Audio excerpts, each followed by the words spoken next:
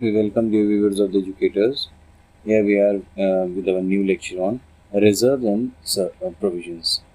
So, what is the difference between reserve and provision? These are common terms that the accounting students go through in several days or one or the other day. तो इसके बारे में जानते हैं what is the difference between reserve and provision. Basically, reserve is an apportionment of the profit for the specific purpose.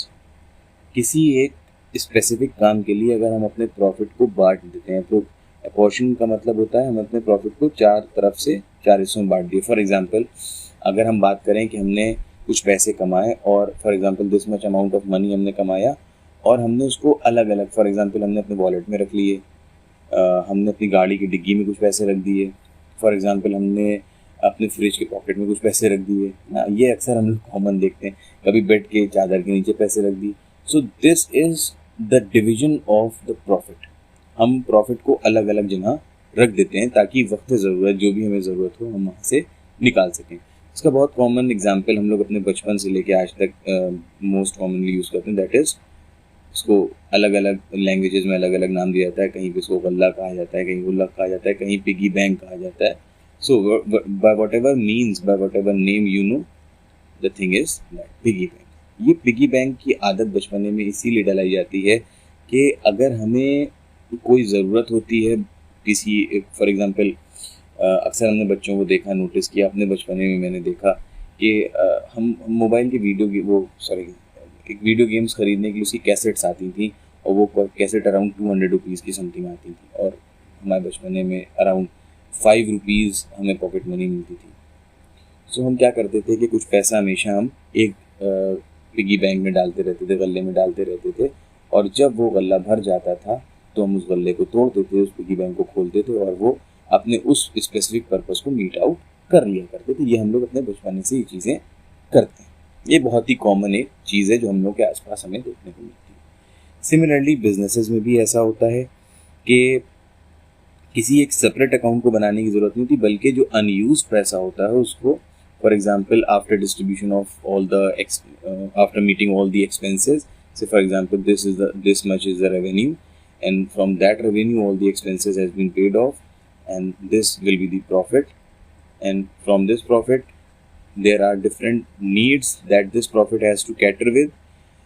So for example, if you can say capital reserve has been framed in order to meet the requirements of the capital assets, fixed assets. तो हमने एक ऐसा reserve बना लिया कि जिसके अंदर हम कुछ पैसा प्रॉफिट का ये रख देंगे यहाँ पे और फिक्स एसेट्स के परचेज वगैरह में हम इस कैपिटल रिजर्व को यूज़ कर सकते हैं in the future cases. So this is basically reserve. याद रहे कि रिजर्व, हमें पता है कि वी आर फ्रेमिंग या we are forming the reserve for the specific purpose, लेकिन ये कब करेंगे that depends upon the needs of the businesses.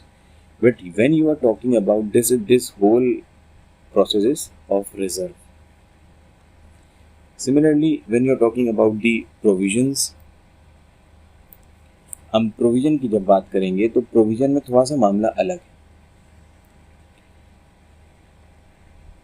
Provision का अगर हम लिटरल मीनिंग देखें तो provision is the amount of an expense और the reduction in the value of the assets. कोई भी एक एस्टिमेटेड अमाउंट ऑफ एक्सपेंस हमने, फॉर एग्जांपल हमने उसको एस्टिमेट कर लिया है कि ये, इसको हम लिखते हैं एस्टिमेटेड एक्सपेंस या decrease in the value of the asset.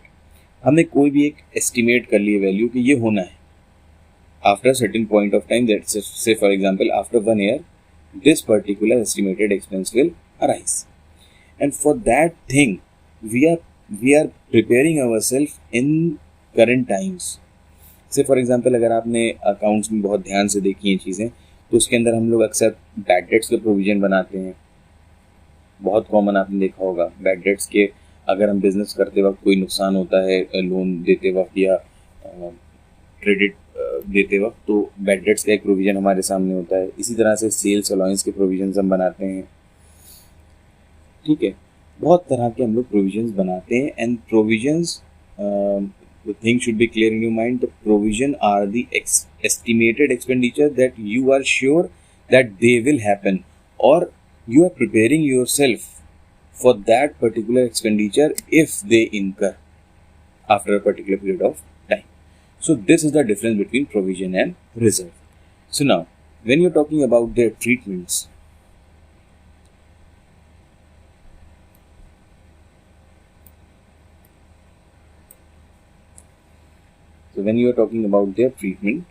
how they will be treated in the books of accounts. Provisions के बारे में जब हम बात करेंगे, provisions are the liabilities. So in the case of revaluation account, they will be recorded on the debit side if they increases, and if they decreases, they will be recorded on the credit side if they decreases in the case of revaluation account. When you're talking about partnership. Similarly, if you're talking about the reserves, so because the reserves are created out of the profits, they are the apportionment of the profits, and profit is the right of the partners of the firm. So these reserves will be distributed unused reserve. I am using the word unused reserve. हम लोग अभी इसी lecture में आगे बात करेंगे कि how the reserves will be distributed, but you have to be clear that unused reserve will be distributed among the partners, old partners, who had worked to create or frame that particular reserve. जिसने भी reserve बनाने में मदद की है, उनको उस reserve का हिस्सा दे दिया जाएगा in the case of admission, retirement और death. तो यहाँ तक तो हमने ये बात समझ ली कि what is the difference between reserve and provision. Now moving forward, the most common thing that most of the student faces is, बहुत कॉमन जो नाम है, that is workman compensation reserve. बहुत ही ज़्यादा कॉमन एक नाम मैं आपके सामने ले रहा हूँ, that is workman compensation reserve. ये क्या है? ये वर्कमैन को कंपनसेशन देने के लिए एक रिजर्व बनाया जाता है, दैट ड्यूरिंग द वर्क अगर कोई दिक्कत आती है तो इस रिजर्व से उसका पेमेंट कर दिया जाएगा. इसकी डिटेल काफ़ी लंबी है, हम उसके बारे में अभी बात नहीं कर सकते हैं. हम लोग अभी इस बारे में बात करेंगे कि वर्कमैन कंपनसेशन रिजर्व एक्चुअली होता क्या and how it is treated in the case of admission, retirement और डेथ ऑफ द पार्टनर्स. से for example, if in the given balance sheet on the liability side, if this reserve is being mentioned, say for example, I am writing the short form as WCR, Workman Compensation Reserve, as for example 2 lakh rupees. ये हमारे सामने एक case हमने लिया कि जहाँ पे हमने वर्कमैन कंपनसेशन 2 लाख रुपए हमारी बैलेंस शीट में गिवन था. These informations are given in the question. And now I am taking the first case as, हम पहला केस लेते हैं.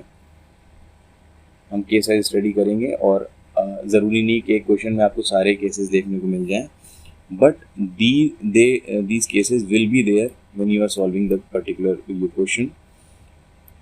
इन केसेस को एक बार में हम समझने की कोशिश करेंगे कि फर्स्ट केस में there is no claim. No claim means workman compensation reserve तो बनाया था हमने ये सोचा था कि वर्कमैन को हम इससे कंपनसेशन देंगे if the claim arises, but इत्तेफाक से कोई क्लेम आया ही नहीं, हमें पैसे देने की ज़रूरत नहीं पड़ी. तो क्या हुआ, क्योंकि ये रिज़र्व, मैंने अभी बताया आपको कि क्योंकि ये reserve, for example there are 2 different partners A and B and C is a new partner. तो अब न्यू पार्टनर से तो यार हमें कोई मतलब है नहीं अभी, क्योंकि इसने तो पहले के कोई भी चीज़ में दखल अंदाजी की नहीं थी, तो हम इसको अभी कंसिडरेशन में लेंगे ही नहीं. Workman compensation reserve for example ये एक पिगी बैंक है जिसको मैंने एग्जांपल दिया. अगर हम इसी पिगी बैंक वाले एग्जांपल को कंटिन्यू करें तो ए ने और बी ने, ये दोनों फर्म के पार्टनर्स थे, ये लोग हर महीने कुछ ना कुछ इस रिजर्व में पैसा डाल रहे थे. अब ये पिगी बैंक भर गया, सी जब आया तो इस पिगी बैंक को खोलने की ज़रूरत पड़ी, क्योंकि अब ये सी तो इसमें से शेयर कर नहीं सकता, that is not according to the laws of justice. So अब ये जो रिजर्व ए और बी ने अपने प्रॉफिट से बनाया था, but how, if there are no claims, so A और बी कहेंगे मेरा पैसा हमें दे दो। So in the case of capital account, how that will be treated? The thing that I am writing here is the treatment. How you will treat? In the case of capital account, जब हम capital account में आएंगे, so हम पूरा capital account तो यहाँ पे नहीं बनाएंगे, but हम ये सिर्फ बता देंगे कि that how you will treat the things. Capital account में हम क्या कर रहे हैं? Sorry. हम यहाँ लिखेंगे by वर्कमैन कंपनसेशन रिजर्व। कितने का था हमारे सामने? 2 लाख का था। So we will distribute among the old partners in old ratio. Simple. Say for example the ratio was 2:1। So you will divide between A and B in the ratio of 2:1. So here is a column A, B and C. You will distribute among A and B and you will not distribute among C. So this is the first case where there is no claim against the reserve that you had made with. Similarly, when you are moving forward on case 2. Case 2 is saying that there is a claim of 20,000 rupees. Means हमने जो एक piggy bank बनाया था, एक जो reserve बनाया था, एक जो गुल्लक बनाई थी, उसमें 2 लाख रुपए रखे थे हमने कि अगर कोई ज़रूरत पड़ती है तो हम इस 2 लाख रुपए में से क्लेम दे देंगे, और क्लेम आ गया 20,000 का। तो अब ये तो क्लेम जो हमने 20,000 रुपये का आया था वो तो हम दे देंगे भाई, ऑब्वियसली बात है, क्योंकि हमें ये तो देना है, हमारी लायबिलिटी है। तो अभी क्लेम देने के बाद क्या बचा बैलेंस हमारे पास? बैलेंस बचा हमारे पास 2 lakh minus 20,000, that is 1,80,000 rupees. अभी हमारे पास उस रिजर्व में 1,80,000 रुपये बच गए। क्या करें इस 1,80,000 का? ए और बी कहेंगे हमारे पैसे थे, हमने अपने प्रॉफिट को काट के, अपना पेट काट के हमने ये रिजर्व बनाया था, तो इस पे हमारा ही हक है। इसका ट्रीटमेंट क्या करेंगे हम? We will divide, in the case of capital account we will distribute this workman compensation reserve. Now 1,80,000 means reserve minus claim. We will divide this workman compensation reserve among A and B, not among the C, in their profit sharing ratio, that is 2:1, and the amount of distribution will be 1,80,000. This is the case where you can say reserve is greater than claim. Now, moving forward on the next case, case number 3. Here in this case, the claim will be greater than reserve. Say for example, you just take an example that claim is of 2,50,000 rupees and the reserve was 2 lakh. So now here you will see कि हमारे पास पैसे अभी reserve में कितने हैं? सिर्फ 2 लाख, और हमारा क्लेम कितने का आ गया है? 2,50,000.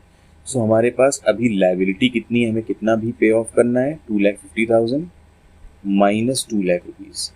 So we are in the position of debt of 50,000. We are going to pay this 50,000 to the as a compensation. So this will be the loss, and how it will be treated? It will be treated, it will be written on the debit side of the revaluation account as to claim on workman compensation, that is 50,000, because there is a loss of only 50,000. हमारे पास हमारे reserve में 2.5 लाख रुपए रखे हुए थे, हमारा जो नुकसान हमारे पास रिजर्व में हमारे जो रखे हुए थे वो थे 2 लाख रुपए, क्लेम आ गया 2.5 लाख का, हमें देना पड़ गया 2.5 लाख। तो क्योंकि 2 लाख तो हमारे पास है ऑलरेडी, तो हमारा जो एक्चुअल लॉस आया वो है 50,000 रुपीज़ का। तो ये 50,000 रुपीज़ हमने रिवैल्यूएशन के डेबिट में लिख दिए क्योंकि हमारे लिए एक लॉस है। सिमिलरली अगर हम फोर्थ केस के बारे में बात करें, that will be the last case in the case of revaluation account.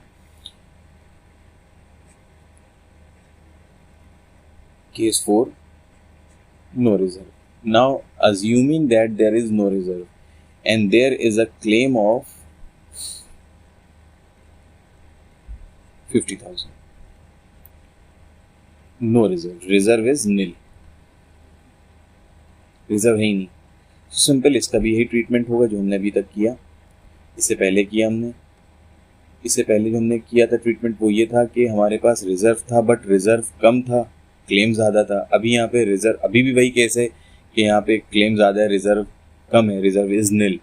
So the treatment will be recorded on the debit side again on the revolution account to claim on workman compensation, that is 50,000 rupees. ये इस तरीके से हम लोग workman compensation reserve को समझेंगे और इस तरह से हम उसको ट्रीट करेंगे। हम इसी लेक्चर में आगे बात कर सकते थे इन्वेस्टमेंट फ्लक्चुएशन फंड्स की, but we will move towards the next video, next lecture, क्योंकि काफ़ी लेंदी हो जाएगी हमारी video. So stay tuned with us with our new video on new lecture on the investment fluctuation fund, how we will